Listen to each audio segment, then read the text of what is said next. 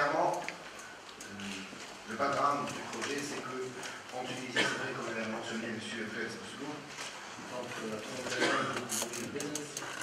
nous sommes classés maintenant classement de 51, mais nous sommes en train de perdre des places. Donc si on voit par exemple par rapport à 2013, nous avons été classés 45e.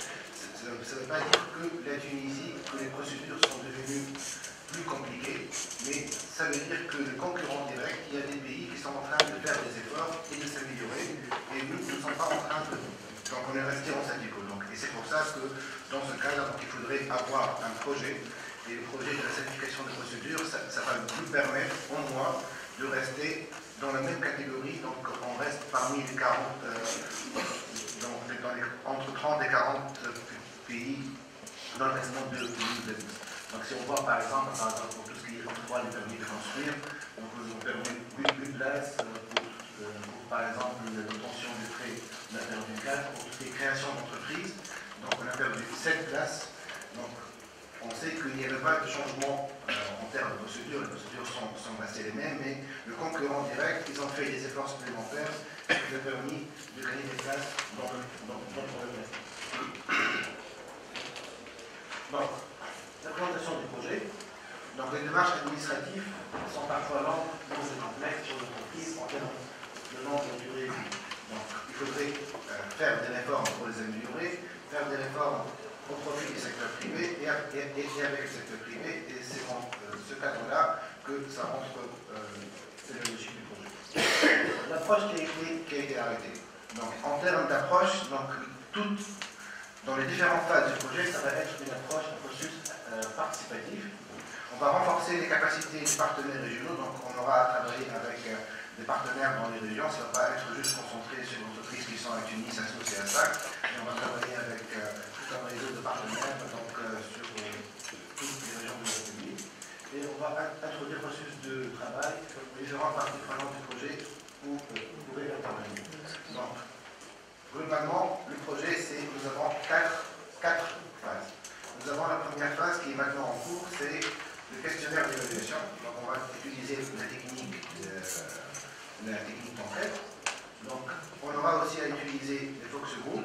On a aussi à utiliser les réunions de panel et des réunions individuelles. Donc, la première phase, c'est la phase d'identification des 200 procédures les plus contraignantes selon le point de vue du secteur privé. Donc, il faudrait savoir qu'il y a une liste de 200 procédures les plus contraignantes qui a été arrêtée par les ministères. Donc, la chose qu'on va faire maintenant, c'est qu'on va essayer de voir est-ce qu'il y a une certaine... Est-ce que le secteur privé et l'administration partagent le même point de vue ou non. Donc, on va voir la liste des 200. On ne va pas communiquer la liste des 200 qui sont fixés qui ont été arrêtés par l'administration. On a demandé juste au secteur privé, à travers un questionnaire en ligne, de quelles sont les procédures les plus contraignantes selon vous. Donc, l'objectif, c'est arrêter la liste de 200 procédures.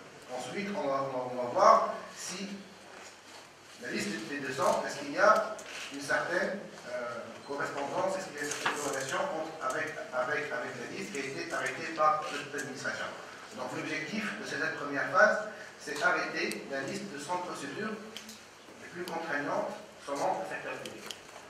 Donc, ensuite, pour la liste des 200, ils vont être évalués une par une. L'évaluation, ça va être par technique des panels, et on va organiser des panels à Tunis, à Sousse et à Sfax, mais ils ne vont pas être juste pour l'entreprise de Tunis, de Sousse et de Sfax, mais pour couvrir les régions du Nord, Centre et Sud. Donc, chaque procédure à travers donc, les rapporteurs mobilisés pour le projet, elle va être évaluée. Donc, et on va ensuite, des 200, avoir un rapport pour chaque procédure, et ce qui va nous permettre après de faire un classement. Les 200 procédures, ils vont être divisées en 3. Donc, il y aura des procédures qui vont être proposées pour être supprimées. Il y aura des procédures qui vont être proposées pour être simplifiées ou modifiées. Et des procédures pour soit conservé. Donc ça, c'est la première étape. Donc chaque procédure, elle doit être au moins, le critère de qualité qui a été fixé, c'est qu'au moins, elle doit être évaluée par au moins 3 entreprises. Donc ensuite, on aura un devoir pour vous présenter le rapport final des 200 procédures et de l'évaluation. Donc, ça veut dire que les listes des 200 ont été traitées, on a su pour chaque procédure le coût, la durée, etc., toute une démarche qui va nous permettre de faire l'évaluation par le cinquième tour. Donc, ensuite, on va passer aux focus group. Les focus group, ils vont nous permettre de voir 50 procédures qui vont être regroupées par processus. Et on va voir le processus, par exemple, d'import-export, le processus de création d'entreprise.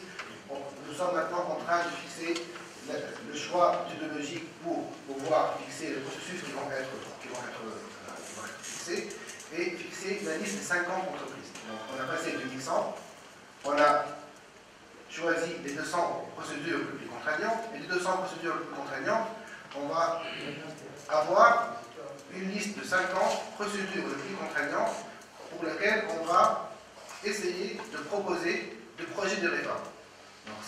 Donc, quelles sont les réformes à entreprendre et quels sont les textes réglementaires que le président du gouvernement aura à faire. Donc ça, c'est la vision globale du projet. À ce jour, nous sommes maintenant dans la phase de lancement de l'enquête. Donc j'invite les chefs d'entreprise à continuer à participer. Donc l'enquête est en cours. Je vais juste vous donner quelques résultats préliminaires. On ne va pas communiquer sur le résultat définitif. Donc quelques résultats préliminaires, parce que nous sommes maintenant à 40% de la réalisation de la phase de l'enquête, que normalement elle va être clôturée d'ici 2 semaines maximum. Donc, il y a 8000 entreprises qui ont été approchées. Il y a pratiquement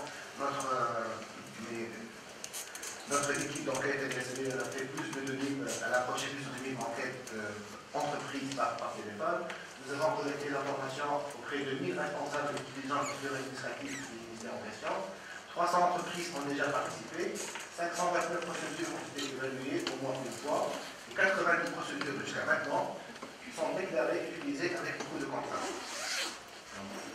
Parce que sur les 90 utilisés avec contraintes, il y a 27 sur la liste prioritaire, et nous avons 3 sur la liste complémentaire. Ça veut dire sur les 90 jusqu'à maintenant, ont été classés parmi les procédures contraignantes, il y a 27 procédures qui figurent aussi sur la liste des 200 qui a été proposée par le ministère. Il y a 33 autres qui ne figurent pas sur la liste. Donc, maintenant nous sommes en train de les finaliser. Peut-être on va se retrouver avec un nombre qui dépasse les 200, et après on aura à classer les 200 et retenir les 200 procédures les plus contraignantes.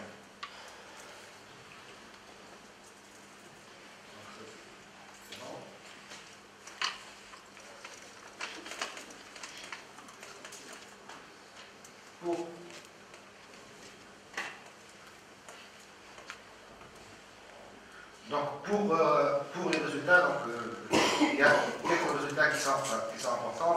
C'est sur les 90, nous avons 90 procédures qui ont été déclarées comme contraignantes, c'est-à-dire qu'il y a au moins 3 entreprises qui ont déclaré que ces procédures-là sont contraignantes.